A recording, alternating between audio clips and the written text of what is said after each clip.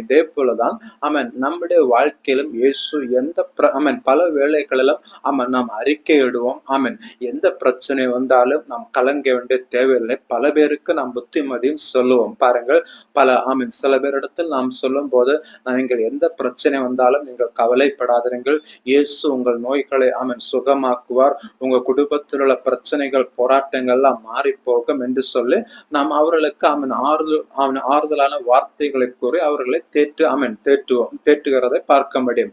ஆனால் அப்படிப்பட்ட பிரச்சனைகள் நம்முடைய வாழ்க்கையில கடந்து வரும்போது முதலாவதாக நாம் சோர்ந்து போகிறவர்களாக காணப்படுகிறோம். பாருங்கள், ஒரு பெரிய பிரச்சனை அல்லது நாம் தாங்க முடியாத பிரச்சனைகள், நாம் எதிர்பார்க்காத பிரச்சனைகள் நாம் கடந்து வரும்போது நிச்சயமாகவே நமக்குள்ளதாக ஒரு சோர்வு அல்லது அவிசுவாசம் கண்டிப்பாக கடந்து வரும். பாருங்கள்,